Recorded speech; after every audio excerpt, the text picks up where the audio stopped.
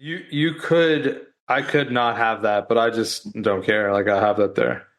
Yeah, Like you like can have it so it doesn't show that you're listening to Spotify because like anybody can go over my Spotify right now and like they can see what I'm listening to. yeah, like I leave it enabled too, but it's like it's fucking kind of weird sometimes when you're like, damn, like I can know exactly what my homies are doing. Sometimes that's really creepy. What if it was connected to my browser and it just knew what website I was looking at? It just says Pornhub and then like some random description of some crazy. Right? It's like Pornhub midget takes a donkey show. Like, oh God, no. Yeah, why'd you do that to me right now, Sean? Because I had to make things awkward so that we could dive into this podcast. You guys ready? Well, I got a bag filling up, so I guess it's All right. So no time like the present. Never.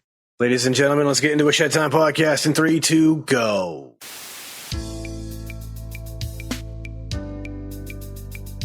Ladies and gentlemen, I introduce you to Shedtime. What is Shedtime, you ask? Well, it's code for the consumption of cannabis, but it's much more than that. Shedtime's a state of mind. It's art, it's music, it's cryptocurrency, technology, it's food, it's vaping.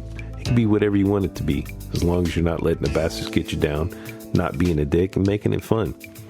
When you're in the shed, it's whatever your mind allows you to create. So now let's get to the Shedtime podcast. And welcome back, ladies and gentlemen, to another episode of the Shedtime podcast. And I'm just going to dive into this crazy thing that I kind of have fallen into recently.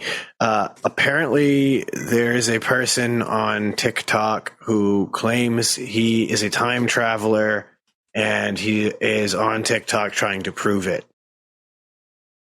And I'm just kind of... I don't even know how to put it.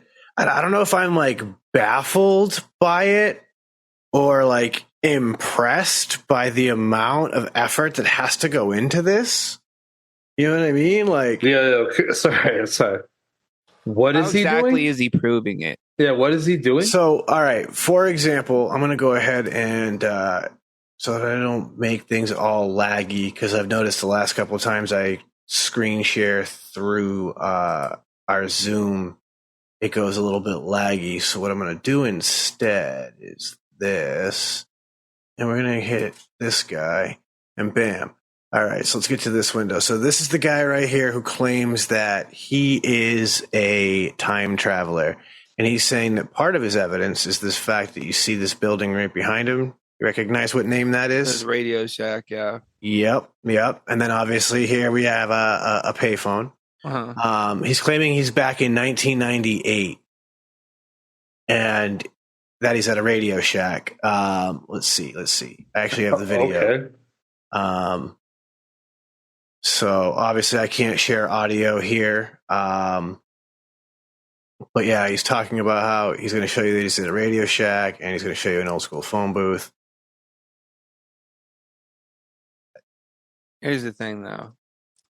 I've ran into phone booths in some cities around the United States. Yeah, I still see them. As well as I'm sure there's probably still an abandoned Radio Shack somewhere. Well, and that's the thing, right? Is like, you can't just rewind it like that, can you? I went back into 1998, man. It's an integral year of my life. He looks at the Radio Shack, and 100% that looks like an abandoned sign. He doesn't actually show the interior to show you if there's nothing in it. Yeah, like if there's anything actually in it. But dude, there was a Radio Shack inside of our mall until the late, to early, I'd say maybe early 2000s. Yeah, they went bankrupt, and I think it was 2004. I know it said it somewhere actually in this article when I read it the first time through. But yeah, so that's why I'm not sure if I'm baffled by it. There you go. Radio Shack Corporation filed for bankruptcy back in 2015. So actually, a lot more recently than I thought. Yeah, dude, like last 8-9 years, they're all gone. Like there could be one.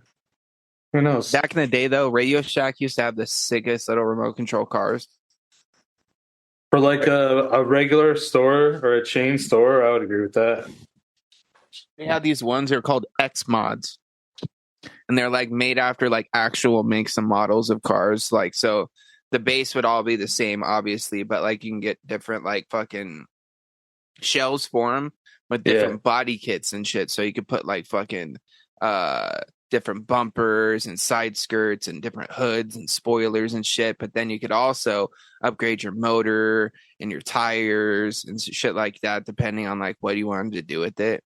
And dude, I had this sick ass Dodge Viper one, bro. And then I also ended up getting this Honda Civic that I turned into like this little drift car. And they, of course, they had the dope little fucking controller with like the wheel on the side and then the trigger for the fucking gas. But then you could also trick it out and get different fucking wheels. So like I had like the dope like steering wheel, like racing steering wheel as like the wheel for the controller. And then that's actually how I ended up getting that blood poisoning that was talked about, I think, on the last episode, because we were making jumps with cardboard and hot glue, and I got burned real bad by a hot glue gun. Yikes! Hot glue. That's rough. But yeah, dude, they were sick. That's but yeah, ultimately, this time traveler guy, like, I think that he's just like a really uneducated person, and he thinks that he's pulling one over on lots of people. Borat. You know what I mean? Like, so he's now, like, oh man, people will believe me for sure. It's fucking Radio Shack. Like, so now here's one that starts to get a little weirder. There's another dude out there who claims that he is the last person on Earth, and that he's somehow in this like weird parallel universe, and he literally goes to places that are otherwise known to be jam-packed full of people, and yet they're empty. And once again, this is where I go, this has to be a startling level of dedication to using some sort of editing software to remove people from scenes, because you can't really be telling me that you're some sort of interdimensional experience and you're now broadcasting here to me through TikTok. You know? Well, dude, isn't that exactly what the last human being on Earth would do? Like, to me, I mean, I guess, well, pretty normal. I mean, shit, if they're like 22 years old and they're the last person on Earth, yeah, probably, actually. I will say though, like it's kind of a fun thing to think about, right? Like the notion of time travel and traveling to a point where maybe there are no people. All right, question. You're the last guy on Earth, and you can only take 3 movies with you to enjoy. Oh, I'm not going to answer this question. What 3 movies? Dude, I have no idea. I have no idea what I picked. Come on, man. But here's the thing, though. Like, I'm just like not like that movie guy. It's hypothetical, Chris.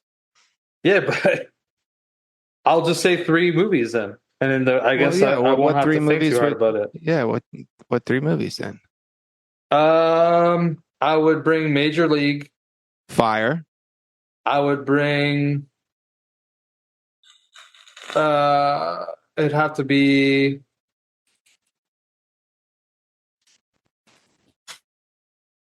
I'm gonna bring some Daniel Craig James Bond movie. Doesn't really matter which one.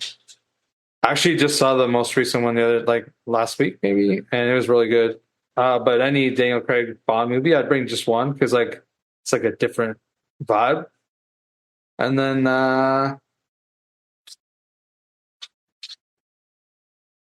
dude, I might even bring something about Mary. Oh, I was expecting maybe a Grandma's Boy. No, just because like I've watched Grandma's Boy so much, but those other movies, like I mean, like I said, dude. Yeah. I'm horrible at this. Like, No, dude, they're all great picks. I was just surprised is all. What about you, Sean? You've had a little bit of time to think. Immediately, I know Blazing Saddles is in that. Okay. I can Like, see that for you 100%. I could watch that movie every day if I had to. I did at one point for like a year straight. The Crow is another one. I've watched that movie enough. Ooh. I can quote it inside and out. It feeds that little bit of like need for action, drama, that sort of thing. Little fantasy. Yeah, a little bit of that. Plus, I'm still a goth kid at heart. I don't look like it anymore, but I was the black nail polish, black eyeliner kid growing up. And so, Brandon Lee's Crow still has a place in my heart. I have a nice Crow collection even. I have a sidebar question for that when you're done. The last one is tough.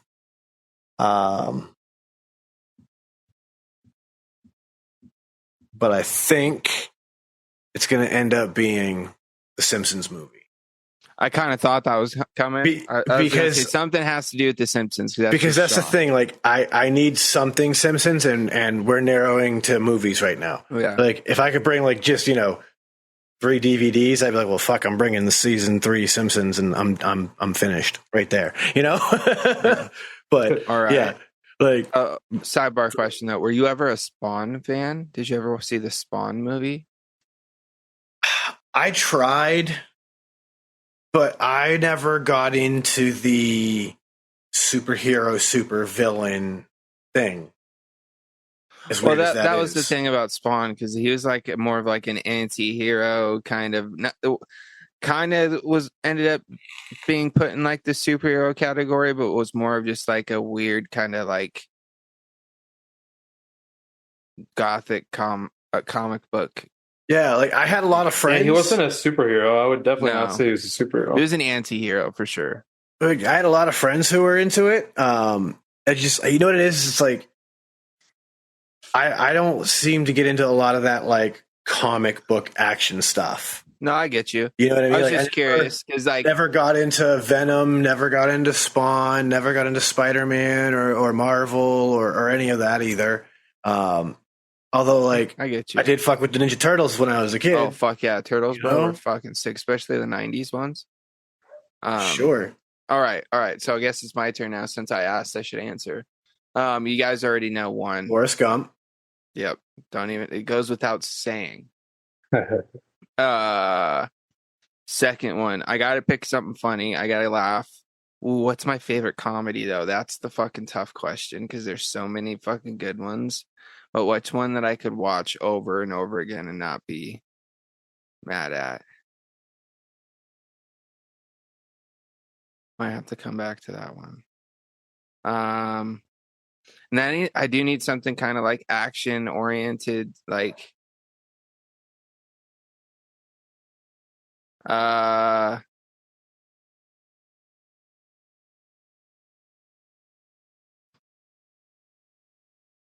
that's tough, dude. Damn, this is a hard question, Chris. You're right. Now that I'm put on the spot, like it just popped in my head. I'm like, oh, this should be easy. I'm gonna go with comedy.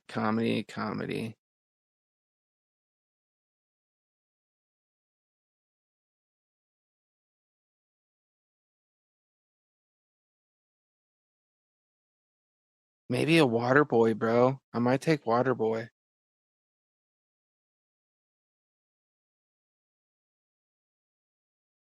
Because I could take like any of those early Sandler ones, but like Waterboy was one of those ones that stuck out to me pretty hard.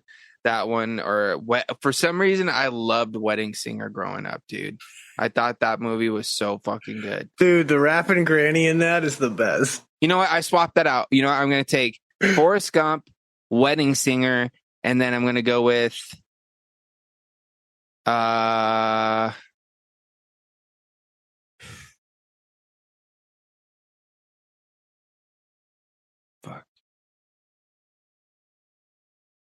I'm trying to think of like what, maybe not one that's like more recent. Maybe that's something that's like older.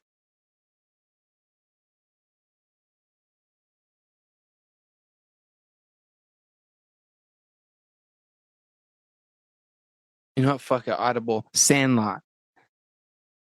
And There you pick go. Sandlot, dude. So what I end up with? I end up with The Sandlot, Forrest Gump, and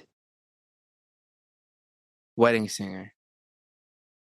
And then you know what? For funsies, Yeah, honorable mention. yeah. If I could get the fourth one to just sneak in somehow, oh shit! How did this DVD get stuck under here? Kind of a thing, right? You Oh, it open was the in the ca- player. you It was open in it- the player. Yeah, Battery open the case and there's 2 DVDs because instead of you just put the one right on top. Fucking, I would really hope for The Shining, like the old Jack Nicholson Shining. Okay.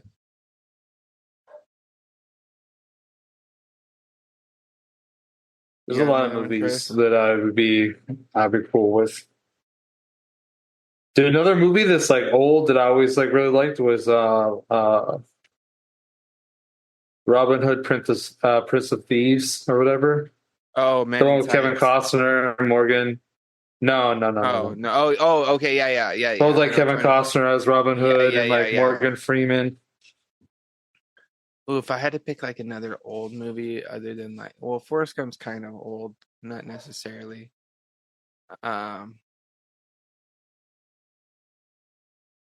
Sandlot's kind of one of those ones too.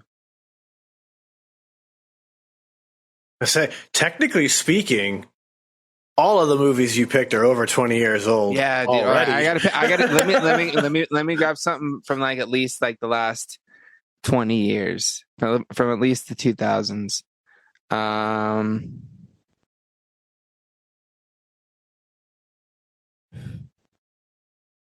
Dude, give me a Talladega Nights, bro. Oh yeah, dude, that'd be good. I think that's still over 20 years old too now, isn't it? Oh yeah, probably. Dude, Still, actually, as much as I don't like Will Ferrell movies, still a very funny that movie. one's I'm not like a super like, oh my god, Will Ferrell's the best, but like that's like I think I like that one a little bit more than Step Brothers, even though Step Brothers was pretty funny. Like there's some parts in it that are hilarious. Man. The funny thing about Talladega Nights is that you get that Will Ferrell humor. That if that's what you like about him, it's there. Psych, I take it back. Give me a Joe Dirt, bro. Oh, there you go. Give Joe me some Dirt. David Spade, bro. Give me a little Spade action. All right. I like that. Spin it, Sean. I know you're gonna spin it too. Yeah. If you can bring one television show collection with you, what television show would you happily stick with? I mean, everybody already knows I'm going to say a Simpsons, so that's why I'm like, get that out of the way.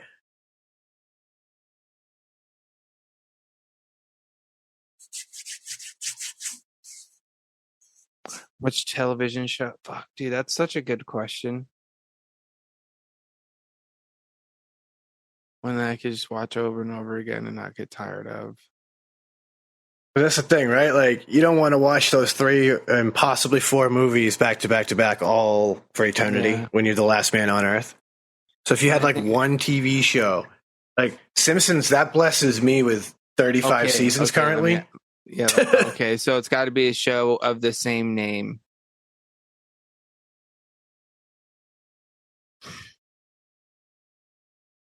Yeah, your one television is stuck with this one show forever. Otherwise, you pop your DVDs in. Dude, I would probably go with Seinfeld. Oh, yeah. Good choice. That's a good one. Because I was thinking, I'm like, I need something that has like a good amount of seasons. So there's like hundreds of episodes, but something I really like. Dude, that's what I'm trying to think of. I'm like, so that's why I would go with Seinfeld. Yeah, and there's great rewatchability in Seinfeld. Like, you can laugh at those jokes all the time. If you were alive at that time, you understand a lot of the references. Maybe not some of like the fucking weird shit about Jerry Seinfeld, but like just the time in general. You know what I mean? But like, there's still a lot of stuff that has nothing to do with like pop culture. Like, they never really did pop culture shit. They did like Steinbrenner with the Yankees, but like that's about it. They had like a few things that they trickle in, but they're mainly just more so as like just jokes or someone might mention somebody. You know Dude, what I the mean? bet. The great The bet. bet. Dude, the first night Elaine just comes in, fucking slaps somebody on the Dude, table. I think I've said this before, and don't hate me because all the power to you if you like it. I'm not a big Seinfeld guy. Yeah, it seems kind of weird that you wouldn't be just because you like so much comedy and all that stuff. I do, but I don't really like Seinfeld. I You know think what I mean? Not that saying humor that is he's an not- acquired taste. Yeah, not saying that he's not funny. It's just like, because trust me, I've watched Seinfeld and I've laughed plenty, like watching it, but it's just like, it's just not my cup of tea, really. You know what I mean? It's just like I was saying earlier, how people like love Will Ferrell and, you know, that sort of thing. And like you're saying, you think Step Brothers is a fucking the best one or whatever, but No, I didn't say or that. not the best one, but I like, just said it's an iconic movie. yeah. Oh, for sure. But like, I don't know. Subjective, you know. Because that one, it's like co-stars, right? Where in Talladega Nights, like it is Will Ferrell's movie, but Step Brothers is like it's both of their movie, right? So it's like for me, it's a little different, Oh yeah, and I think it's an absolutely hilarious movie, and dude. it's I'm one of trying my to think of- favorites. Fuck, what TV series would I fucking pick, dude? Because there's definitely a few other series that I could pick. I just think that Seinfeld would fit like best for me. But like, dude, I could have Shameless. Dude, Shameless, I love that show. There's like 11 fucking seasons. So like I would have a lot of content that I wouldn't be just like Dude, constantly is it bad watching. that everything that's popping into my head right now is animated? No. No. But like, I'm not even thinking like, you know, like a Simpsons, really. Well, maybe. Oh, dude. Bro, You know what? You know what? Give me Futurama, dude. There you go. Give me some Futurama. Dude, it came back too, didn't it? I think so. I have no idea actually. I know they were talking about it at one point. I need to look into that because if they did, I need to watch me some more. Dude, if we were doing like 'Cause just cartoons. Futurama was my Simpsons, bro. Pretty much. Dude, you if know we're what I doing mean? 'Cause just it's cartoons, same I would be saying art King style of sort the of Hill. situation. Obviously, the coloration was different because, you know, they're doing with aliens and all kinds of different shit. But like, it was like that same sort of kind of humor sort of situation. Well, Macaroni was a part of Futurama, was he not? Yeah. He's the creator Yeah. of the show. Yeah. Okay. I was like, yeah. So no. for me, I think it's also because like, you know, I'm not necessarily way younger than you guys, but like there is that few year difference that I feel like could come into play. Yeah. 100%, right? Because like to put it into perspective, when you were, you know, still like learning to walk and talk, Bart Simpson was threatening us if we touched his Butterfinger BBs. Dude, I remember Butterfinger BBs. You know what I'm saying? Bro. Them shits were the best. Dude. Bringing them back, Butterfinger. Allegedly, the reason that they will Something not has- bring them back is because they melt too fast. I didn't care, dude. They're so good. I know. And you know what? So did the little fucking miniature. Tell you what thing? I'll split the difference. Make the Butterfinger BBs, intentionally melt them, and shape them into goddamn bars, and then sell them to me that way. Oh yeah, it's where it's like chocolate and then With just little like random pockets. pockets like that. Yeah, that actually. Because, dude, honestly, a Butterfinger, it is kind of much. Because like Butterfinger makes a chocolate bar, and it is a decent amount, but it could use a little more. And like having the pockets like that would give you that little bit more. Because like the regular Butterfinger bar is like a Very normal thin. flat chocolate bar with just like a thin layer going through, almost it's- like the Andes mints. It was coated, dude. You could tell, like on a tray or something. But like it's tasty. I like it, but it needs just a teeny bit more of that peanut butter crisp. So fire. Yeah, I can't eat them too much anymore because they get stuck in my teeth so bad. Yep. But they're so good. Dude, there's fire in ice cream though. I'll fuck up like a Butterfinger Blizzard or like whatever they're called, that blast at Sonic. Yo, speaking of blizzards and shit like that, I learned today. Tell me about it. I learned today. Soft serve ice cream is not technically ice cream. Yeah, Is it a I knew custard? that. It's ice milk. It doesn't have enough of the milk fat in it to be considered an ice cream. Well, that's why it stays soft. Mm-hmm. Makes sense. I'll still call it ice cream though. Yeah, it's Tastes the same. Well, no, actually it doesn't. It tastes better.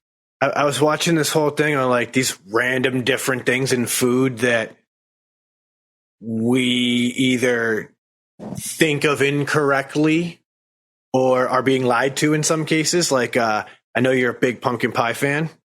Yeah. Dude. Except, did you know that you're not actually eating pumpkin usually when you're eating a pumpkin pie? What am I eating? You're actually eating a squash. Same thing. Same family. Yeah, they are the same family. But the fact is, if you were to actually make a pumpkin pie out of a real pumpkin, like we carve for jack-o'-lanterns, there's significantly less meat to it, so you'd get a smaller amount of filling if you pureed it, but it's also not as sweet, and so it would not be as enjoyable as a dessert. Oh yeah, I'm sure. So yeah, that was another interesting one that I don't I care. picked It's up. delicious, dude. Of course, a lot of people know peanuts aren't actually nuts. They're lagoons. Yep, they're a bean. That's correct. Dude, that just came off the top of my mouth. I didn't even think about it. I just said it. They're legumes. It just Yep. came out as soon as you said that, and I was like, I hope I'm right. Yep. They're more closely related to a pea pod, thus the name peanut. Yeah, they're a bean, and also, what was the really weird fruit? There's a nut that's technically a fruit. Walnut? Dude, you ever had like Yes, the Cadbury the fruit walnut. nut?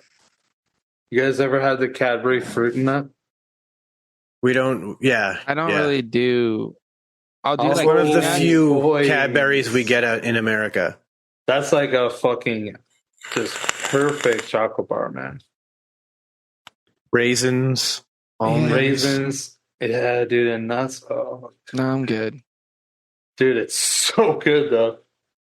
The only nuts that I like to eat, well, legume or nut, would be an almond or a peanut in chocolate, and maybe from time to time a pecan.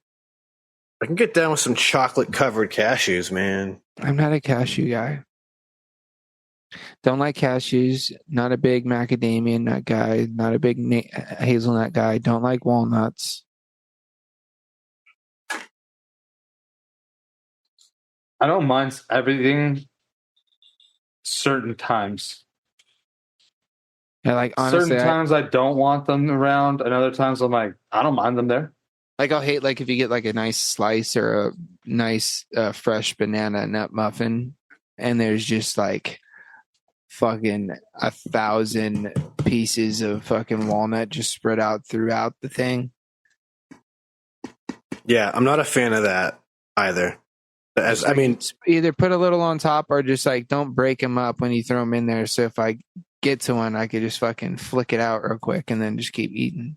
you guys already know my joke that I always use, but it's like I Yeah. always say, I like my desserts to stay female, no nuts. Yeah, but like, how does that go with like chocolate and stuff? 100%. I don't fuck with Snickers Okay. at all. Get away from me with that Mr. Good bar. You know what I'm saying?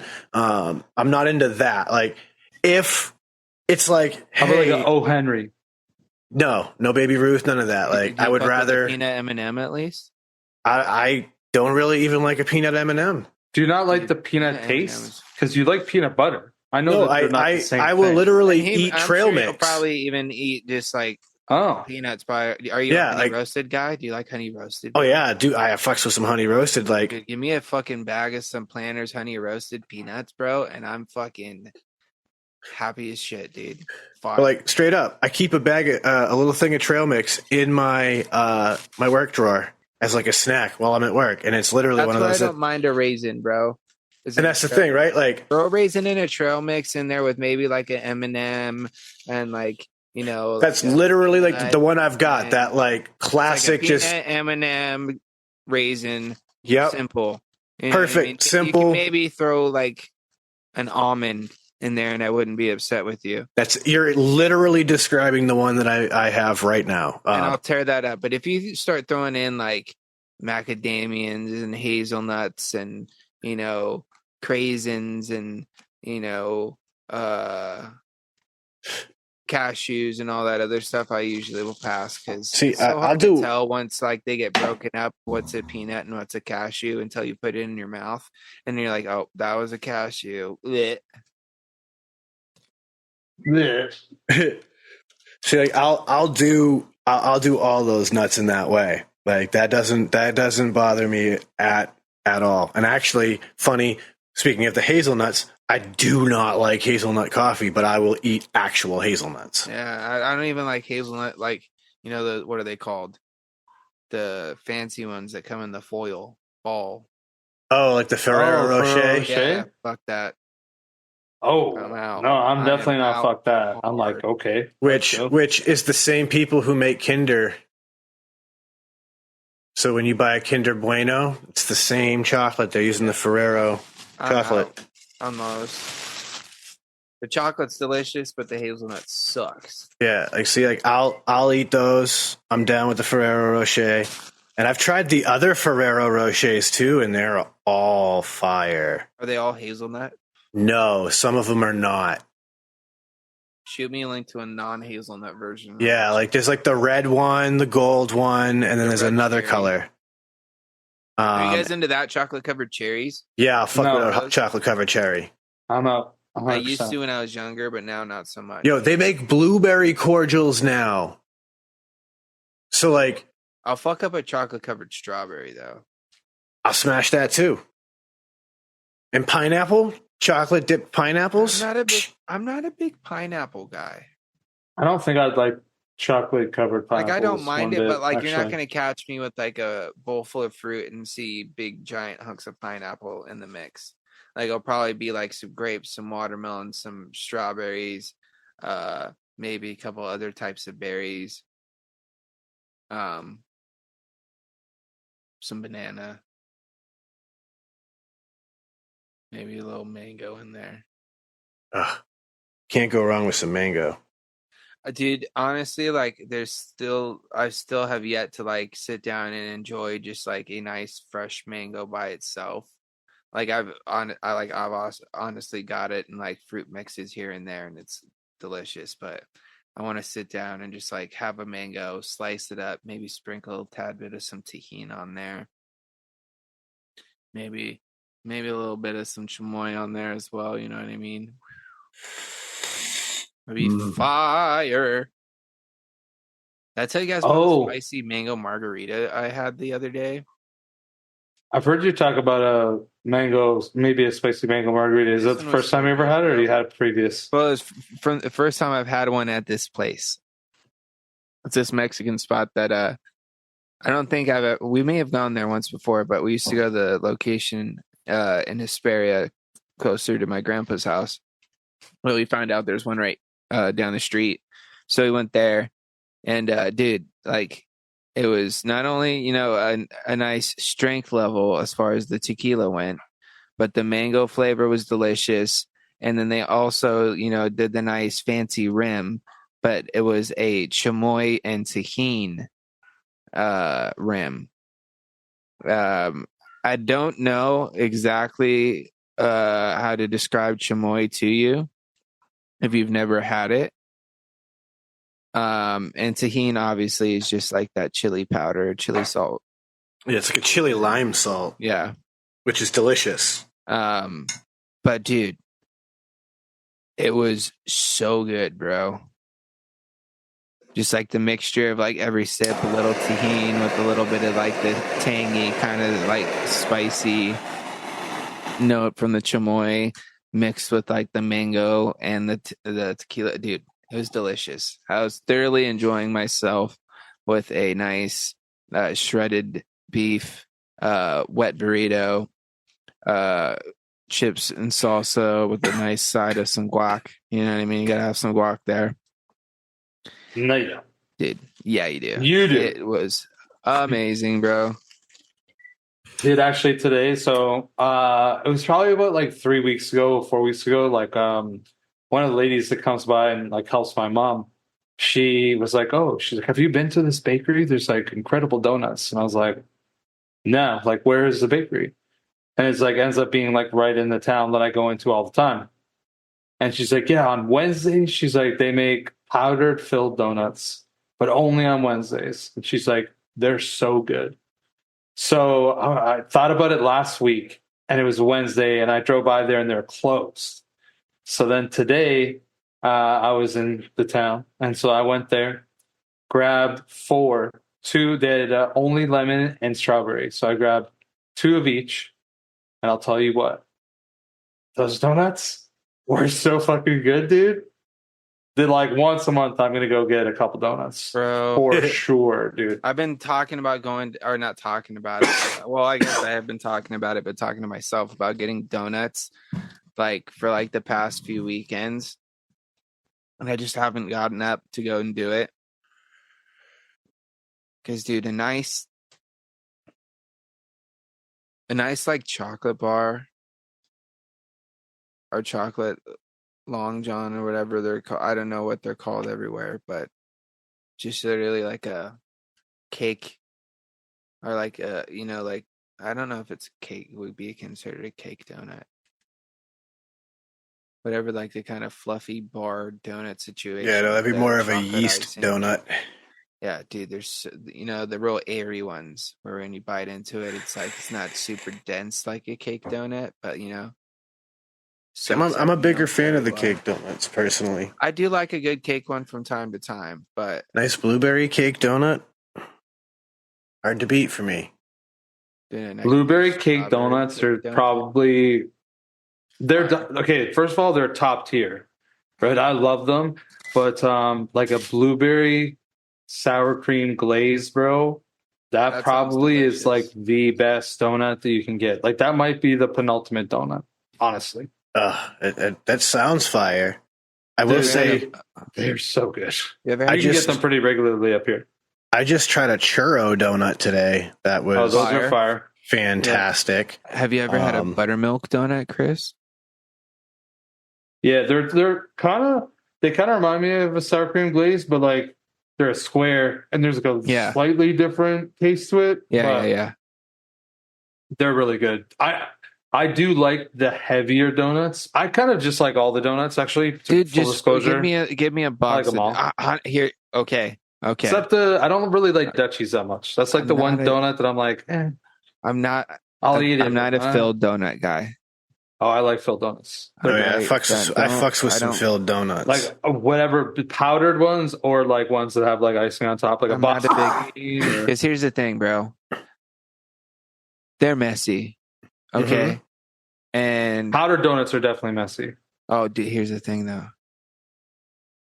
Give me like a bag or like a nice box of like some really good like powdered cake donuts, bro, and a glass of milk. You won't see them after that because that's what you actually need. You need a glass of milk when you're having. You have those. to, bro. Have you ever tried to eat a sleeve of fucking powdered donuts from like the gas station without anything to drink?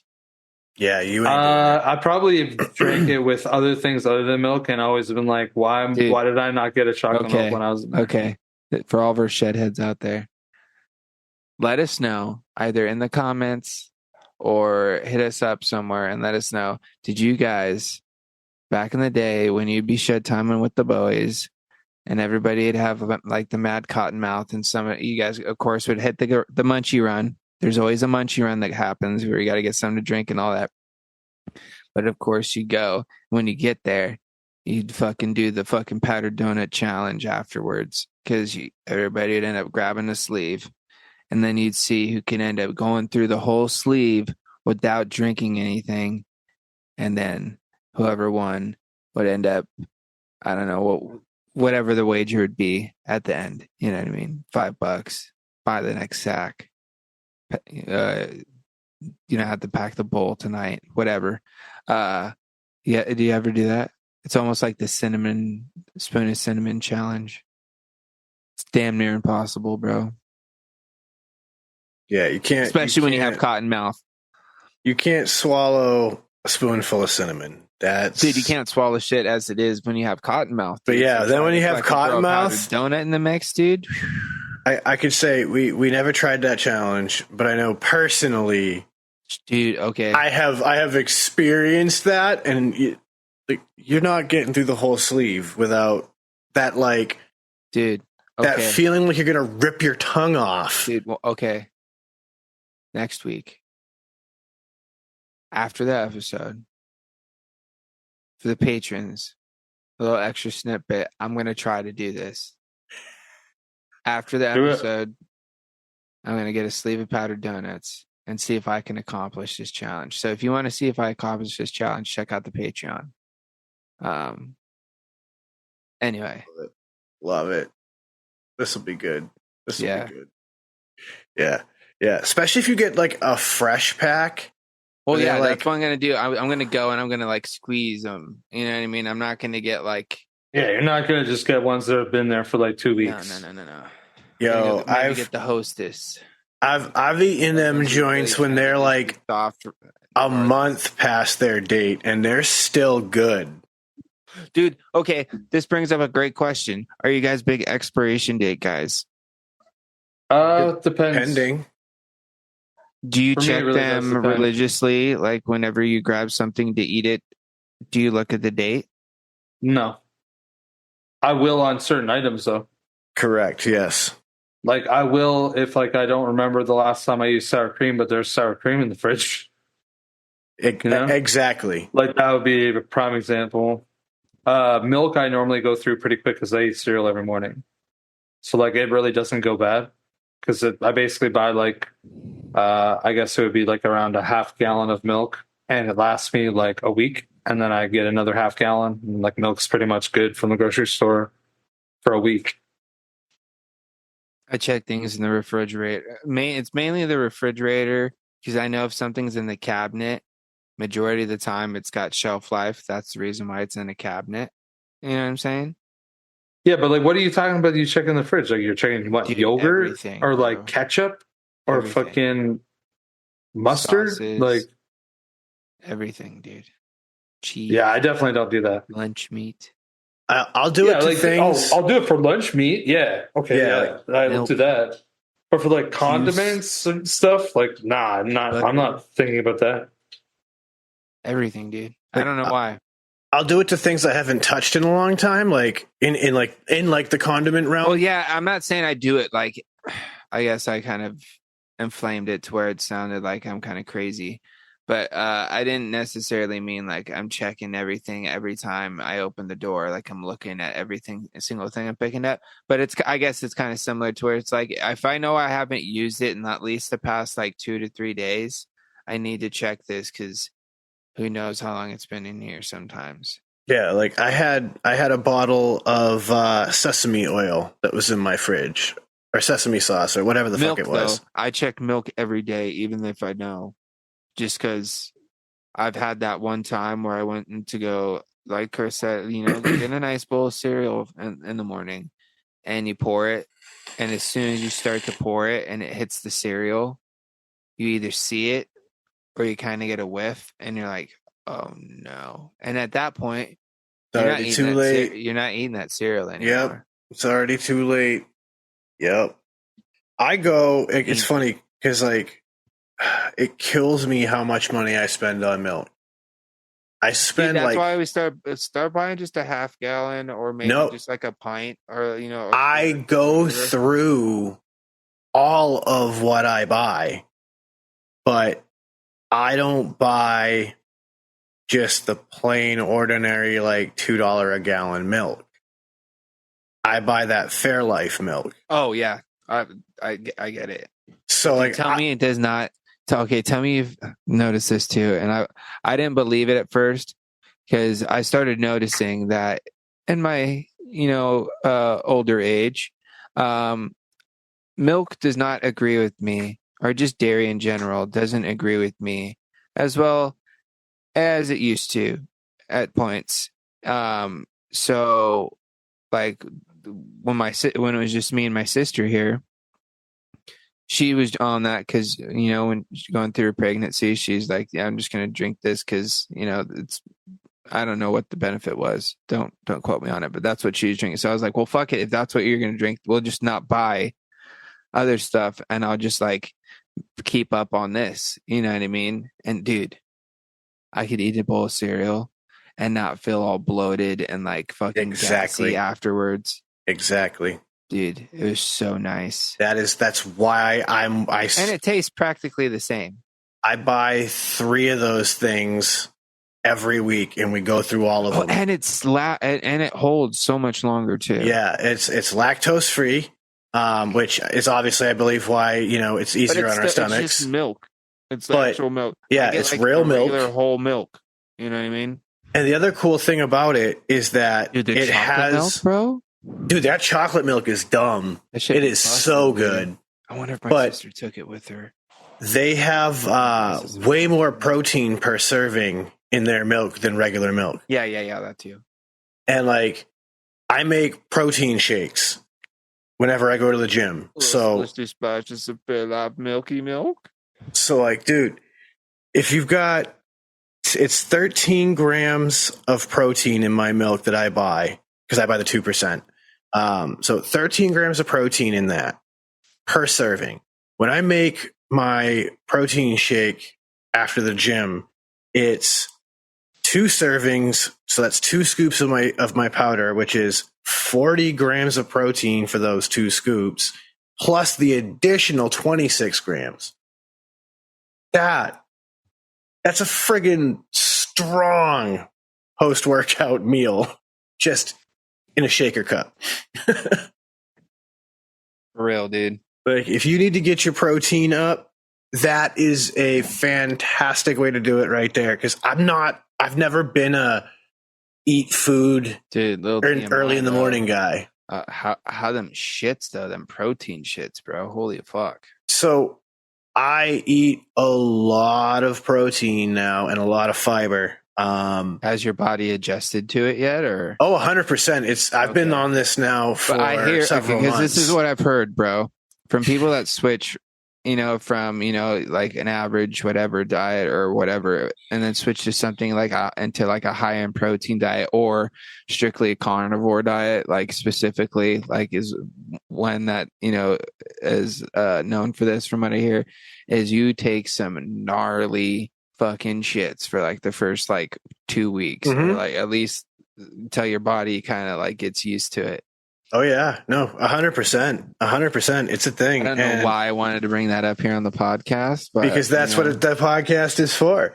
But yeah, no, 100%. That is a thing. The thing with carnivore is that when you strictly focus on meat only like that, you lose a lot of the fiber you get from other sources like starches and vegetables and things like that. So honestly, I don't follow a quote diet per se as much as I try to focus on getting as much protein as I possibly can into my meals, because protein is literally a superfood. And then I try to eat a good amount of vegetables or fruits and grains throughout the day. I try to limit the amount of processed sugar in my diet. So I try to only drink a soda once in a while, like I think I've said it before. Typically I would save sodas for the podcast, and that would be the one day I would drink like a 20-ounce soda the whole week. Yeah. Me too. Most of my processed sugar every day just comes in my coffee, and otherwise I drink water most days. Yeah.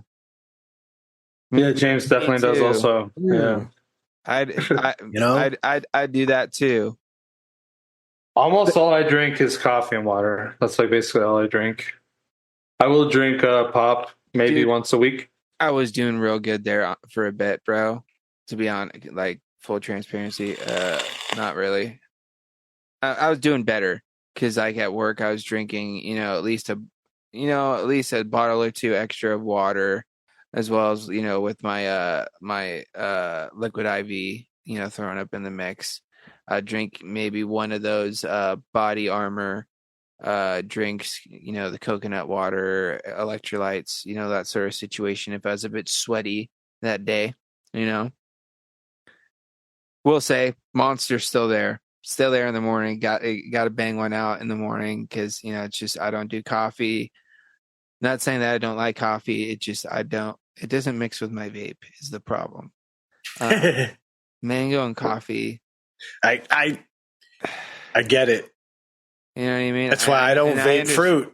And I understand why Chris and Sean are more on the bakery sort of route because they enjoy themselves some coffee.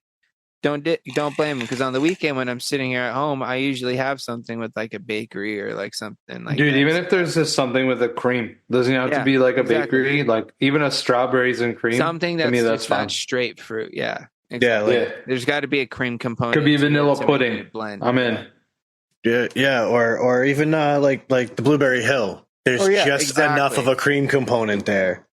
Yeah, or like a boule. Yep, or a boule is great with coffee. But anyways, we're getting off. Now I forget what I was saying. You're doing really good. Oh yeah, but it sounds like you're not doing that great now. Dude, I've been buying 12 packs of fucking Mountain Dews and just stocking and restocking the mini fridge. It's bad, boys. Dude, like because I'm just thinking about the other night. I think I sat here and I had 4. Damn. Yeah. Pounding them though, dude. Like I would 3-4 drinks, it'd be gone. That's the thing, man. There's so much sodium and so much sugar. The problem is the cans feel so much smaller than like a bottle or like if you had in like a glass or something. So I feel like I drink them so much quicker because I feel like I don't have as much in there because the can is so much smaller. You know what I'm saying? Not only that, but drinking out of a can, bro, it just goes down faster sometimes. Well, let me ask: Do you remember the time before Mountain Dew had the wide mouth? No. Because I vaguely remember it in the like early 90s when I was a kid. Oh, well, that's the problem. I wasn't able to have it in like the early 90s. It wasn't until I was like a teenager where my would allow me to have highly caffeinated soda because I already had enough energy as it was. I was a big Sprite root beer guy for a long time. Because even when I was a kid back then, like none of the sodas had these wide mouth cans. I remember, I think it was like there was a beer company that introduced it first, and it suddenly just took over all cans.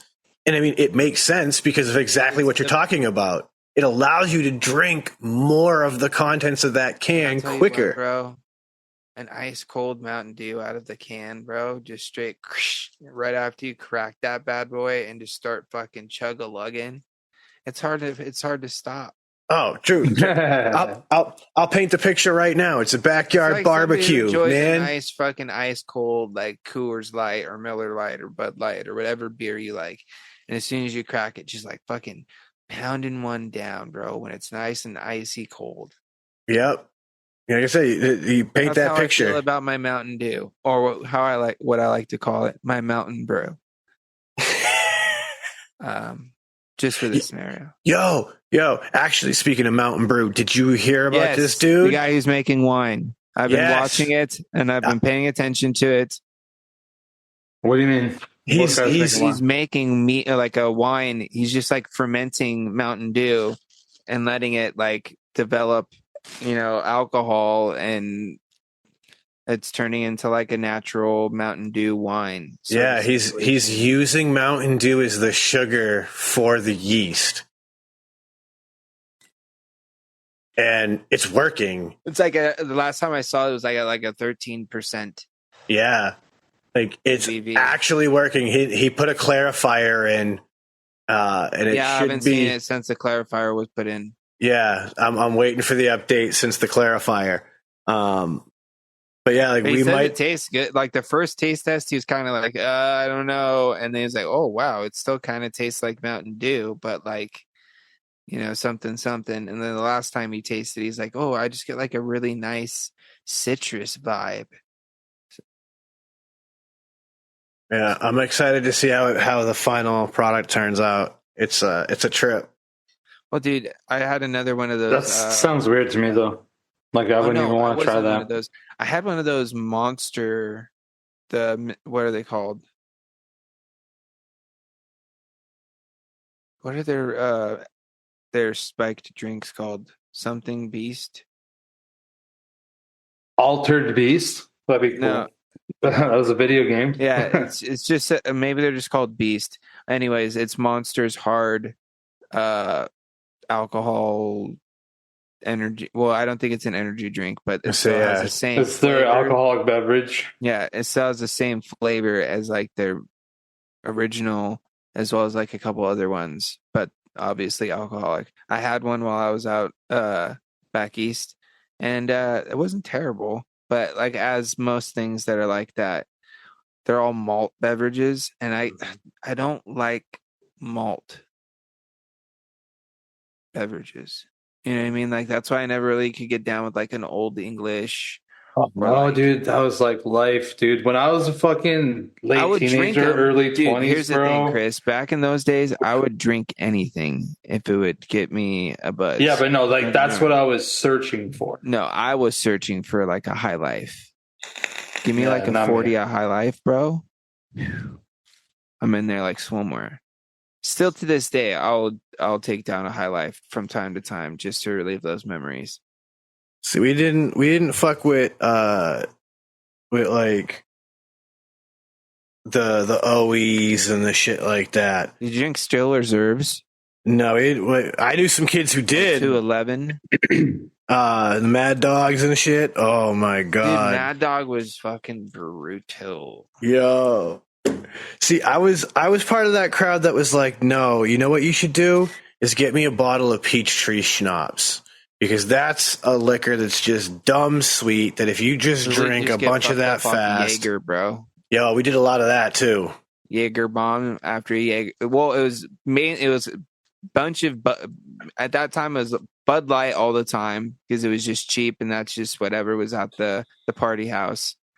We would go there, we'd get fucked up playing beer pong and taking Jaeger bombs all night while taking mid smoke breaks to go smoke a blunt or two, come back, get more drunk, take some more shots. And that was like the weekend thing every weekend for years, dude. See, we used to, when I just remembered what it was, when it came to the malt liquor, we used to go for Sublimes. And I never tried. I don't think I ever had. I think I had their beer once, but I don't like their lager that they came out with. But I never had the. Yeah, I know what dude. you're talking about. They were so fire because they had like actual fruit pulp mixed into them, and so like the fruit pulp's naturally soaking in some of that alcohol while it's in this bottle. So as you're drinking it, you're swallowing this little bit of like raspberry or orange pulp that's in there, and it was just so banging good. And on top of that, it was actually owned by the band. So at that era, Bradley Noel's gone. I'm assuming some of it's going to his estate. Dude, did you see the new I would figure. Coachella? I think. The what now? At the new Coachella lineup that. The Sublime reunion tour that's happening. His son's supposed to be playing with them again. It's the original lineup with the son, Bradley's son, singing. They're going to play Levitate Festival here in Massachusetts. They're also playing, what's it called? Ocean Calling in Maryland coming up. I think it was Coachella or something. Somebody was talking about it. It's probably something like that because they're playing a bunch of different like big festivals with that lineup. And honestly, it's a little bit tempting to get that Levitate ticket. I just don't want to support Live Nation. That's my problem. Oh, Sean, the struggles, bro. You have to like decide if you want to go or if you're willing to submit. Well, that's the thing, right? Is that like, my problem is that obviously, first and foremost, Live Nation holds a monopoly on live music. They own over 80% of all live music venues. So if you want to see a big enough act, you're pretty much guaranteed to go see them at a Live Nation venue. So that fucking sucks. But then on top of that, it's the friggin' those are the venues that everybody bitches about with the insane price gouging where you're paying fucking $15, $20 for a beer and $10 to $12 for a water. It's a shame, and I hate going to those venues. Do I do it? Sure, there are some acts that I absolutely make that sacrifice for. Dave Matthews is a perfect example of that. But for the most part, I like to find the bands before they get that big, so I don't have to do that. It just is. It's one of those things, man. Like, I love those smaller venues. Dude, small venues definitely have like a different feel, like a legit different feel. And also you do kind of get that feeling, right? Like you're like, man, these guys are so good. And if they end up becoming, successful, at least on like a national stage, you're like, yo, dude, I remember seeing them. Like, it's like almost like this like humble brag, Well, I even so think I of get it like there are venues that I consider small venues that are still places national acts hit, right? Like we got a place out here, the Palladium in Worcester. There are tons of national touring acts who like they don't pack arenas, but that's one of the bigger venues. You could fit a couple thousand people in there, and they will sell those shows out no problem. So, like, if No Effects had played, they could have played there, like that kind of thing. I'm almost well certain NoFX would have played the Palladium if they've played in Massachusetts, and they've probably also in Boston played like fucking the Middle East Downstairs, and like the Middle East Downstairs. I've played that same stage as a local act, which is one of the cool things about those venues, right? Is that like you can have somebody like NoFX on, say, Friday night, and then Saturday it could be just some hometown heroes. Yeah. Like, that's so cool. And the Middle East is weird because it's an actual Middle Eastern restaurant with 2 concert venues in it. That's actually kind of cool, though. Yeah. So, like, if you just walk by on Saturday afternoon, it just looks like a normal little Middle Eastern restaurant. And you can go in and you can have some food and everything's cool. But then if you're there Saturday night, there's these weird people just loading gear in through this little side door through the restaurant because there's a venue behind that bar. And then there's other people going down a little service elevator because there's another venue underneath.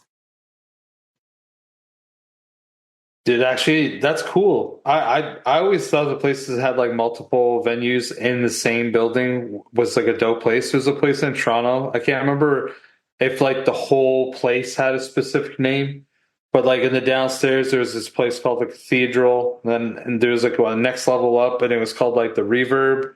And then there was another level up.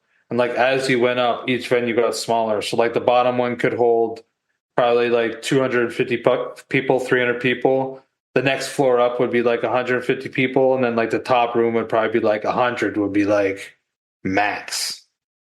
And I saw like shows on every level, like throughout the years. And all of them were actually pretty good. But it was definitely, it led to, especially when I was like in my early 20s and you couldn't smoke inside anywhere.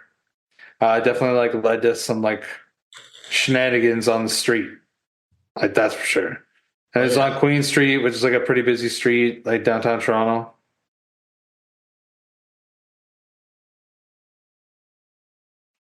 There's actually like quite a few bars that like had like live shows and like would be open up late, like real close by to that too. Lots of like pizza places. The Middle East is that actually slice, in dude. that neighborhood like Yeah, that, dude. just like that. So I know exactly what you're talking about. You grab 'cause- a slice or a poutine, you're good to Ugh. go. A little street meat, maybe, you know, a hot dog on the fucking street. That's the beauty of having the city, right? Is like you got street cart vendors. Like sometimes you just got to get a good old cart dog and just, you know, not think about whether or not they're being sanitary and just enjoy a good cart dog. It's almost like getting the hot dog at the baseball game, right? You don't think about how sanitary it really is. You just like, fuck it, dude. I'm eating a hot dog at the baseball game. Same thing. Get a cart dog. Oh yeah, you're just like, yo, this is food. That's it. Yeah. You know? And especially if you've like had some drinks, like you're not like, oh, dude, I wonder if like this guy washed his hands after the last time he went to the washroom. Like you're not thinking about that. Yeah, you're not even paying attention if he's got gloves Yeah, on. you You're don't just even like, give me fucking my care hot if he dog, has bro. hands, bro. Yeah, like, if there's fucking a hot dog on the top of the fucking cart, you grab it, you fucking top it, and you get out of there. Oh man, I do love me some street vendor food like that though. Oh man. Okay, so I like worked downtown. I probably had like 3 or 4 different jobs like over time, and I remember I worked. I was doing like security for like this kind of convention center place or whatever, and so they did conventions like in a few different spots in the city, and one of them was right downtown.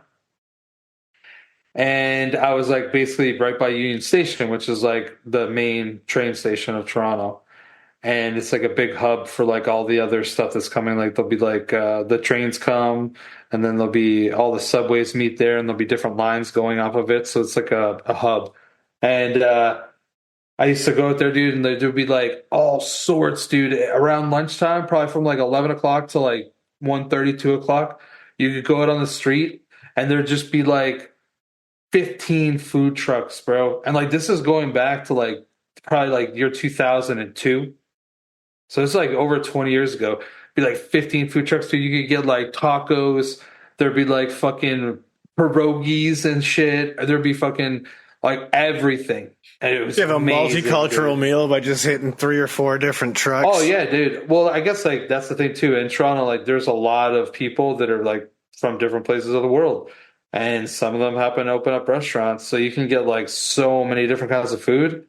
I'm sure that now it's like even more extreme because like I know that even in Peterborough, like which was obviously a fraction, it's like 100th of the size of Toronto. It was like, dude, they had like 3 or 4 spots that food trucks would just come into like a parking lot. And it would just be like, you go there and there could be like 10 fucking food trucks in a parking lot. And you just go there, you'd see the families would be going there. They're like, certain people would be getting food from this food truck, that food truck. I can only imagine what you can get downtown now. Probably so much. Dude, I like that shit. I remember the first time I went to like a food truck parking lot. I was like with my buddy and we like kind of different food. And dude, we both ended up just like hitting up like multiple food trucks and we're just fucking loving it. See, that's the dope thing too about those is that you have multiple options. So it's like I can grab tacos from this guy, and then I can go grab some like brisket from this barbecue guy, and then you know what? I'm gonna grab soup from this guy.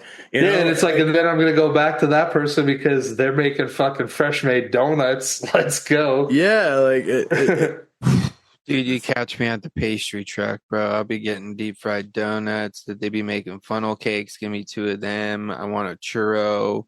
You know what? You got some Oreos back there. Roll them around in that funnel cake batter and deep fry a couple of them bitches too while you're at it. Yeah, Snickers back there. Dip that in that corn dog batter if you got it, and then have ourselves a day. I'm not opposed to pretty much anything Never you had said. a deep fried Twinkie, bro. Dude, Here's the thing with like things like deep fried Twinkies, though. Like, you really, really need clean oil because that friggin' Twinkie, if you go to the state fair on day Still 2, gotta batter it too. you know, like that shit is gonna taste awful. I've never actually had a deep fried Twinkie. Do they not do anything to it? They just like literally throw the Twinkie in the deep fryer? No, well, depending on where you go. Like some places that still like dip it in like the batter and then like fry it like they would anything else. Yeah. Okay. The thing I is, could probably get behind that. I've never tried it before. It's good. I would try it. Because it just like adds a crispy coating to like the outside of a Twinkie. So it's get like a nice, slightly warm filling. Yeah, it's like a donut. It's like a Twinkie filled donut. Kinda. It's just delicious, dude. Because then, of course, they're gonna like put some toppings on there, maybe a little drizzle of something, a little whippy whipped cream. You know what I'm saying? And then it better not be bullshitting with like the canned Ready Whip or whatever. You want that like old school like stainless steel whipped cream can where you gotta like actually put the cartridges in it. Whip it style, huh? Yeah. Oh, that cherry crescendo is fucking phenomenal. Dude, I'll tell you what, bro. Like after the dab of that papaya I did while we were waiting for Uncle Chris, and then these bags of this King Louis the 13th infused flour I just did. I lost count. I either did 4 or 5 bags. And I got real quiet here for a second because I zoned out hard, dude. And I was just like in my head for a minute, like, am I stoned right now? You guys ever have that where it's just like you notice that you're zoned out, and then you just start thinking about it. You're like, damn, I'm way higher than I thought I was. And then that turns into a totally different thought tangent. And then all of a sudden you snap back and you're like, oh shit. Okay, hey. Mine's not even I'm way higher than I thought I was. It's am I high? Am I any higher? Am I as high as I can be? Well, yeah. What is high? Yeah, well, that's all. That's all part of the thought, you know. What I mean? So yeah, we're on the same page. All right then, good. Yeah, that's pretty much what I meant. Yeah, like there are times. There's a lot of times where it's just like I don't notice how high I am in the moment, and then all of a sudden it hits me, and I'm like, oh wait. It's the next day when I'm wake up and I'm straight for the whole day at work, and it's like, oh yeah, I was high all night last night. I get stoned after work. It is kind of a weird feeling, bro, because I get so used to being stoned sometimes that I already figured that I am, and then get really, really stoned to where it's like I'm sitting here on the verge of fighting to keep my eyes open. And it's like, wait, I didn't think I was that high. Yeah. I mean, to quote Cat Williams, sometimes you may not want to find out just how high you can really get. Oh, I get there a few times, and there's a few times where I don't like how high I've gotten. But you know what it is at that point, ladies and gentlemen? It's just a ride. So buckle your seatbelt and let Jesus take the wheel, as Carrie Underwood would say. Yeah. The best thing is to do is just not panic. That's the best thing I've learned. Like whenever I get into those situations, I start getting like crazy paranoid or whatever. I just remind myself, you've been here before. Don't panic. Just relax. Maybe lay down. Maybe grab something to drink. Maybe you should grab a snack. And then after about 10 to 15 minutes, you'll probably be okay. And then usually after about 10 to 15 minutes, I'm okay. I swear the eating is one of obviously it does not eating work. And making sure you're staying hydrated are key, dude. Yeah, as long as you do that, and eating can honestly counteract a high pretty quickly. Yeah, sometimes, it doesn't depending on really what work you for edibles, but No, if at that you're point you're just along for the ride. you're But, like, strapped in now. It's over. But yeah, if you smoke a little too much, that like just eat some potato chips, have a glass of soda, you will be okay in 10 minutes. And Yeah. that's another great thing About too. 90, I would say. Well, I can't say for certain. Don't throw percentages out there. Just with full I would confidence. say 9 times think. out of 10 for me. There we go. Clarification. Yeah, I mean, and honestly, that's great advice when you start to green out too. Honestly, Dude, that's the first thing that I remember I was telling you I had a Jacoby situation happen recently. First thing I said was get him to lay down, maybe grab him some water and like maybe some chips or something, and just let him chill out. I think they gave him some water. I think he drank it too fast, which is the problem. And then he ended up, but also there's alcohol involved at this point, which I feel like was more the problem, to be completely honest with you. I feel like that's where the turn really went. But give him some water, give him something to eat, let him relax.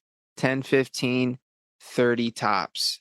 Yeah. One of the things I learned about when you green out is that usually that is the result of a blood pressure and a blood sugar drop. Yep. And so that happened to me one time, bro. Yeah, shit gets scary if you don't know what's going on. I ended up in the hospital because of it once, bro. Really? But I don't think it had to necessarily do with. Well, I'm sure it probably had a little bit to do with it, but at the time I was on an even worse sleeping and eating schedule than I am now. And it was like one of those periods where I don't think I'd ate like either that day or even like the day before, really. Maybe just like had like a little snack, but no like actual like substantial meal. You know what I'm saying? So like I'm sure my sugar was already kind of low. But, I indulged in some, cannabis and the whatnot. And then I came inside and started, like running around the kitchen, trying to make a sandwich for work the next day. And as I was sitting there, I just went, whoa. And then almost went out, dude. Yep. And then, of course, the reason why I ended up in the hospital is because obviously I have heart issues. So if something like that happens, panic mode sets in, so ambulance to the fucking hospital, got hooked up to all these different things, pumped me up with fluids, got my blood sugar and stuff situated, and then I was good to go. But that's why we're saying, people, make sure you stay hydrated and well nourished when indulging in extracurricular activities, because you never know what may happen. 100%. Safety first. I remember my experience and feeling like it's scary, bro. Because I thought because dude, there's points when your body starts overheating and shit. Well, yeah, that, and you're just sitting. What happened to me, I was sitting there and I was just like, I just don't know if I was fading in and out as much as like I just could not keep my eyes open, dude. Like I was sitting there and I was just like, I felt like I was at like the lowest of, like, when you're for us vapors, when you're hitting a mod and you're just like at the very end of a battery and you're just like, man, this thing is just not fucking, especially if you're a mech guy, this thing is just not hitting right now. What the fuck? Why does this feel so? And it's just like barely putting anything out, and then you put it on the charger and find out it's like at like a 3.2 or some shit, like super low. You know what I'm saying? That's how I felt. Like I just had like nothing in me, and like anytime I would open my eyes, it's like I was giving it everything I had just to like open them. You know what I mean? But then I got hooked up. The shit test got ran. Got some fluids and the such as, and you're all right. Bada bing, bada boom, I was back. Yeah, got hydrated, got some electrolytes back in. Like, so like, when was the last time you really ate food? And you're like, well, I was making a sandwich when this happened. for tomorrow. Yeah. Like it's crazy that like As I sit here and chug down another Mountain Dew, Maui Burst, pineapple flavor, delicioso. let's go. I guess I should have figured out what the Hawaiian word for delicious is, because it is a Maui Burst. Instead of the Italian version? Oh, that's Spanish too. Oh, is it Spanish? Maybe it's not that in Italian. Well, I mean, It's there's a probably lot of close. different cultural In French, it's languages spoken out delicie. there. It's probably close, dude, because Italian and Spanish are similar. Yeah, think even like it's Italian words. and French, there's like some similarities. There's a lot of similarities in All those. those It's that kind of makes Latin sense. They're all from the languages. same places. It's like American and Canadian, you know, or U.S. and Canadian. You know what I mean?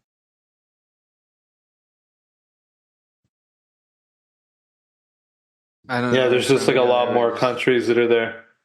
But we all speak English, though. I guess well, Well, there's think like about how Germany and Swiss. Like Swiss is like really close to German. So like, I was just mainly making like a joke between, you know, Canada and the United States, and we both mainly. I guess there's more French up in Canada, but yeah, we have more French. You have more we Spanish. mainly speak. Yeah, exactly. But we mainly speak English.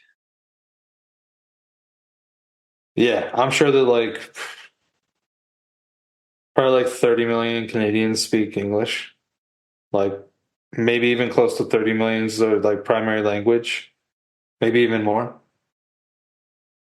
Actually, that's probably not true because there is a lot of like immigrants here at this point that might not. I'm having a really good Yeah. stoned thought about this. If So we- hit us with it. If we could all speak telepathically, would we still speak in different languages? Well, here's the thing: would it matter? Because we would understand and whatever. That's what I'm wondering, right? Like, would we hear it in a language that is native to us, or would we all hear it in the same language because telepathy is its own like?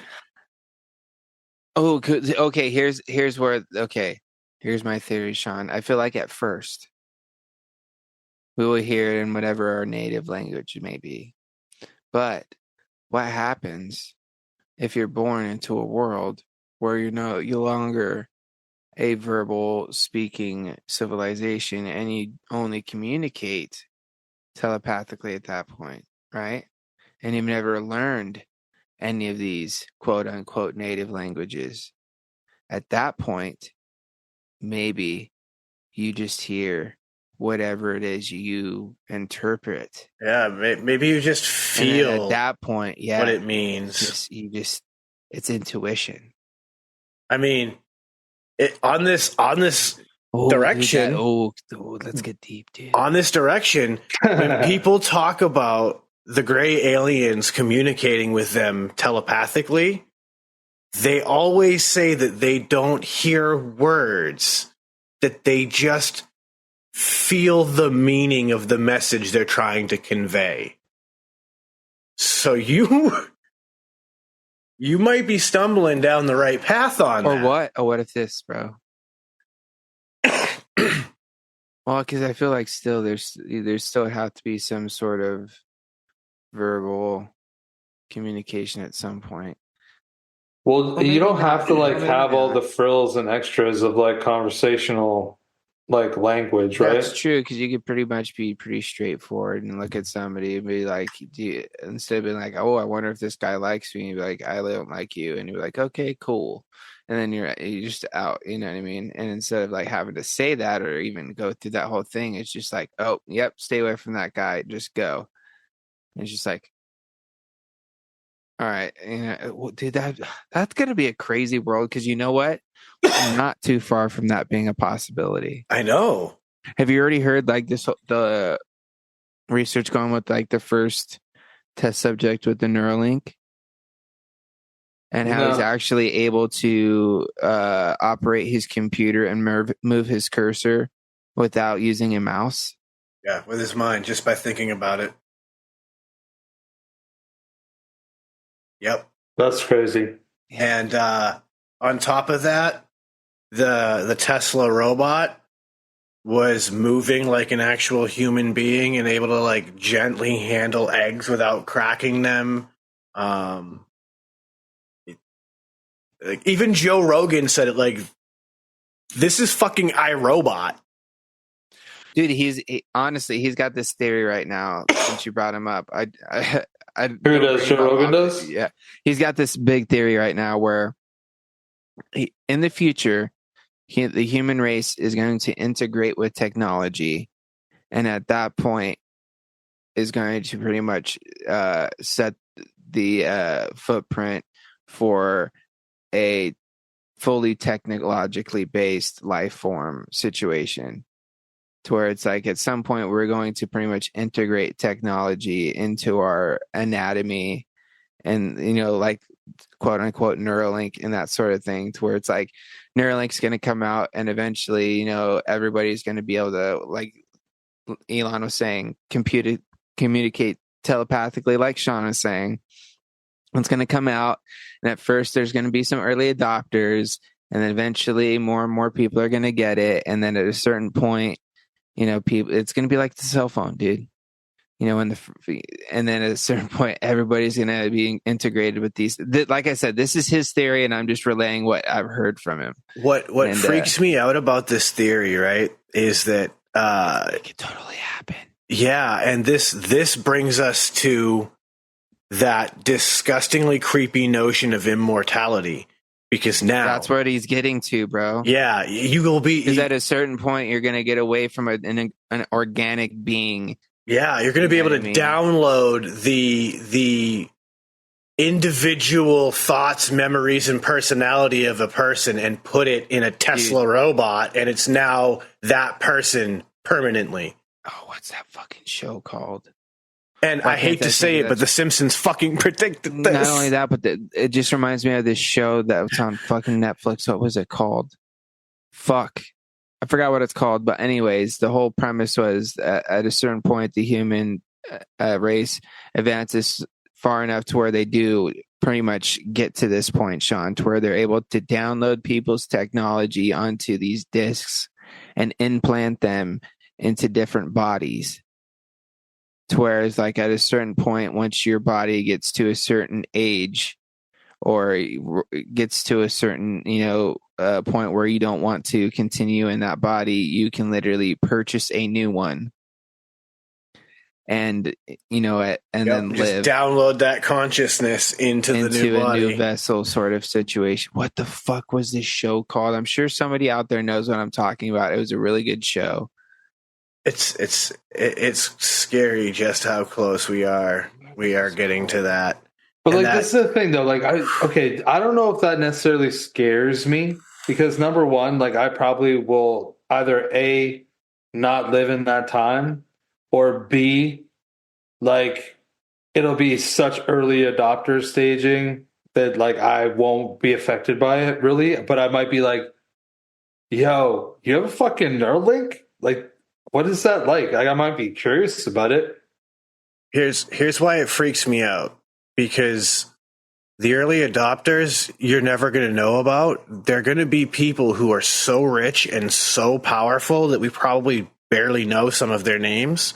But it means that there will be potential for people to stay in positions of power forever. If you think about that's scary. That is scary. If you think about horrible dictators like, say, Kim Jong-un in North Korea, if he had access to this kind of a technology, then he could literally rule that country indefinitely. Russia, same thing. Vladimir Putin had this technology. He could rule over Russia forever. That's why it scares me. Because those are the people who are going to be able to afford that level of technology first. And that freaks me out a lot. Neuralink on the surface, probably going to be a cool parlor trick to start. But yeah, where this technology can take us, this is that shit we've seen in sci-fi movies where it's to get into your building, you got to scan, a chip in your hand. Like, the conspiracy theorists were right. They were talking about this forever. They didn't know that we were going to sign up for it willingly, though. Yeah, but you know what? You're always going to have people that are like curious about that kind of shit. Well, I mean, people were doing it long time ago, just in the earliest stages with like an RFID chip, just as like a test thing where it was like, if in the event of an accident, they'd be able to scan this RFID chip and all their personal information, medical data would be there. So like people have been into this idea and testing it and trying it out and perfecting this technology for 30, 40, 50, who knows how many years. I mean, there's probably, government contractors, companies like Raytheon, who have had, programs working on this shit for Lord knows how long. So, Dude, maybe they'll just do like whatchamacallit, like QR codes. Like you have to get like a tattoo of a QR code, and they'll just like scan the QR code, and it'll like fucking take you to like the government. Like we'll have access only to the site. They'll have like all your fucking info on there. Show I was talking about was Altered Carbon. Altered Carbon? Oh yeah, that's a show. That's a show that was on Netflix, right? Yeah. But yeah.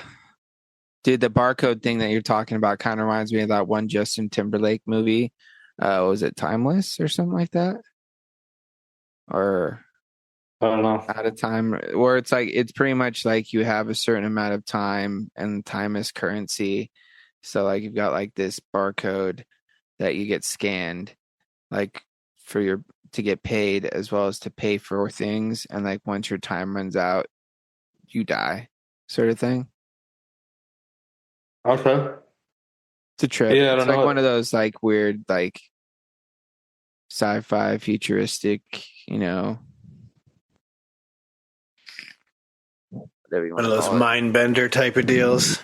Well, I think it has like, doesn't it have that guy like Rami Malek or whatever? I don't remember. I feel like he might be. What was that called? Altered Carbon? Oh, sorry. Oh, you moved past that. All right, my bad. Yeah. I think that he's in Altered Carbon. Yeah, he's the same guy that was in the Suicide Squad.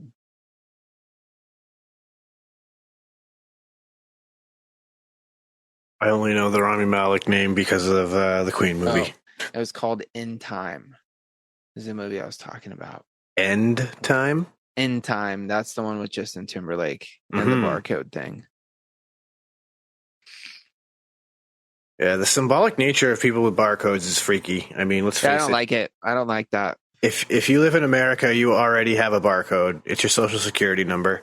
Yeah, but I don't like the thought of physically having one imprinted on me. Yeah, no, I do not either. It's one thing to know that I'm the government's property. I already have a fingerprint. You know what I mean? That's enough. Exactly. It's one thing to know I'm the government's property. It's a whole other thing to have it there in my face and to have to use it.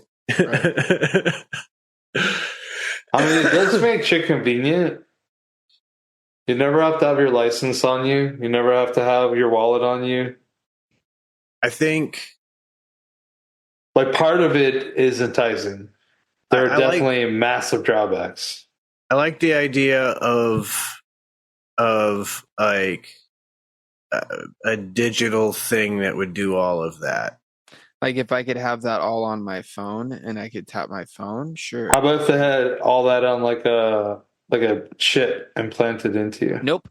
Yeah, no, that still freaks me out. But like I'm totally cool with like the cop having like, his $3,500 Apple Vision thingy on his face, and when he walks up, it fucking knows all my info for him.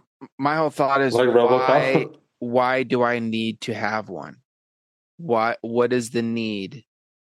For just control purposes? Yeah. No, thank you. You don't need that much control of me. I wonder if like it'll ever become not a choice. If it does, bro, I hope I'm not here for it. That's that dystopian future that we all hope to fight against, right? Like, nobody Dude, as wants time that goes world. on, it's like more and more movies from the older days start to become a little bit more plausible. You know, it's like if I watched like Judge Dredd, or like if I watched like another Sylvester Stallone movie. What was that other one with Sandra Bullock? Um, Demolition Man. Yes. Right? Yep. I was like, yeah, right. Like, dude, this is like not really the future. And like, I would have thought Back to the Future would be like, yo, that's the future. And it's like, we're way closer to these like other things that I never thought would be the future than we are to being Back to the Future. Yeah, it's pretty crazy. It's pretty crazy. I do. I'll end us tonight on this weird conspiracy theory about that, though, and that is that there is a conspiracy theory that when the Large Hadron Collider was turned on to run its first run, that it worked a little too well and created a black hole and sucked us all into a different timeline of our existence. And that's why we have the weird, crazy world that we're living in now. That's why there's all the Mandela effect examples that people just can't fucking seem to explain. And so many other weird coincidences. And, you know, as crazy as the world is, I really wouldn't be surprised if that ended up being the truth.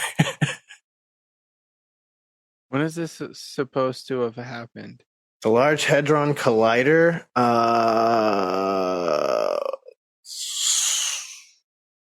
in the 2000s. Was it in April? Large Hadron Collider in CERN. Large Hadron Collider's first test. Here we go. The 10th of September, 2008.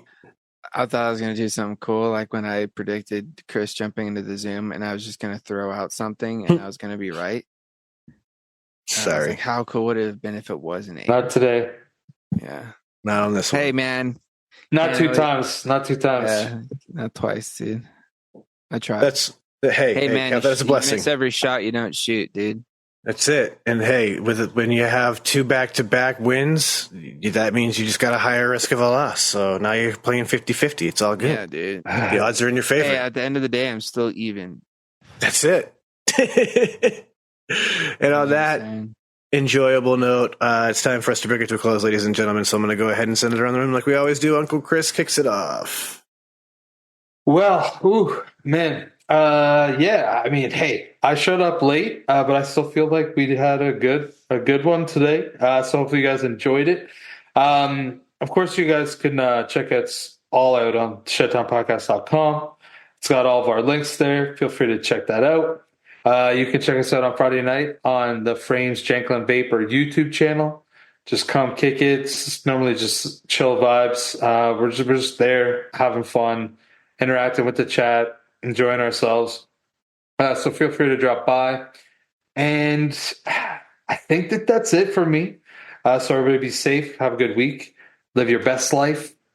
Frames, take it away, please. As always, shout outs to all the Shedheads out there. Hopefully you guys had a nice little sesh while you're listening to this. If you can, if you're at work, be careful. You know what I mean? Make sure you keep all your fingers and toes. But with all that being said, 5-star reviews, guys. Let us know what you guys think. Leave some comments. Let us know what you guys think of the episodes, maybe what you're partaking on, all that good stuff. Other than that, if you want to keep more in touch with us, you know, on a live sort of situation, you can check out the Green Room over on my YouTube channel on Friday nights for the Green Room. It's a good time hanging out with the boys, you know what I mean? Live interaction with the chat every Friday night, which is always a good time. And I will say we just recently celebrated 5 years of the show, which is pretty crazy when you think about it, you know. So if you guys want to go back and check out that episode. Yeah, thank you for the applause to the studio audience in the back. Appreciate you guys. But yeah, 5 years. We did a little clips episode, reminisced on, some moments from the history of the show. So hopefully you guys enjoyed that. And, hopefully we're going to come up with some new fun ideas for, the 5th year of the green room and, kind of brighten things up and, kind of keep things fun and interesting. Other than that, we're going to just be here in the shed doing what we always do, and vibing in the good cannabis selections that we have in front of us and just the good vibes that are, just emanating from the shed at all times. So hopefully you guys picked up on those, and I'm going to send them your way by sending out positive vibes, crisp high fives. Don't forget to tell somebody you love them. And as always, a little bag or dab will do ya. Oh, yes. So, of course, ladies and gentlemen, the Shedtime store is back open over there at shedtimepodcast.com. So if you want to go ahead and pick up some Shedtime merch, go ahead and check it on out. Just click the merch tab and it'll take you there. And with that last piece of news, I'm going to bring it to a close like I always do and tell you, don't let the bastards get you down. Be cool. Don't be a dick. And whatever it is that you do, be sure and have some fun because it's the Shedtime podcast. It's time to roll on up and roll on out.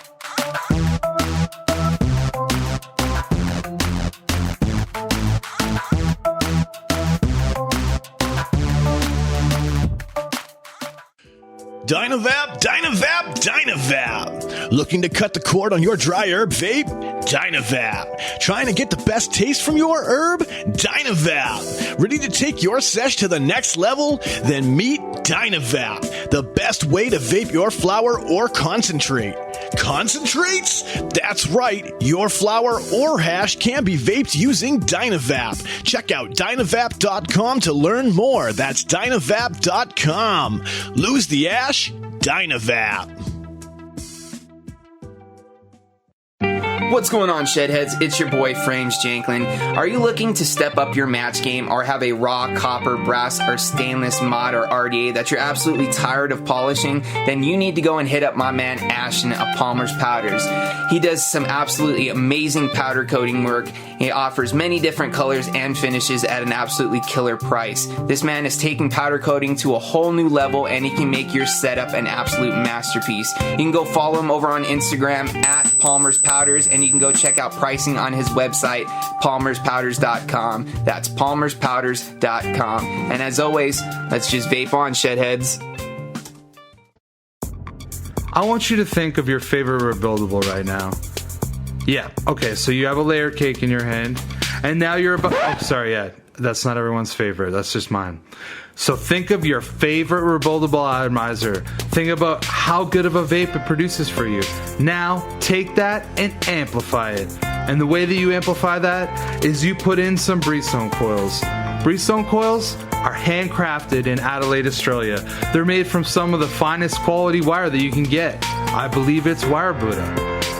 You take those coils, you take them out of that phenomenal packaging that clearly shows how much care that Adam puts on the quality of his coils and the insurance that you get them in good shape.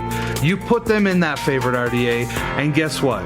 You have coils that now sing better than Celine Dion. Go check out Breezestone coils. You can find them on localvape.com and also steelvalleyvapors.com. Solid. Yes. Don't forget to change your socks.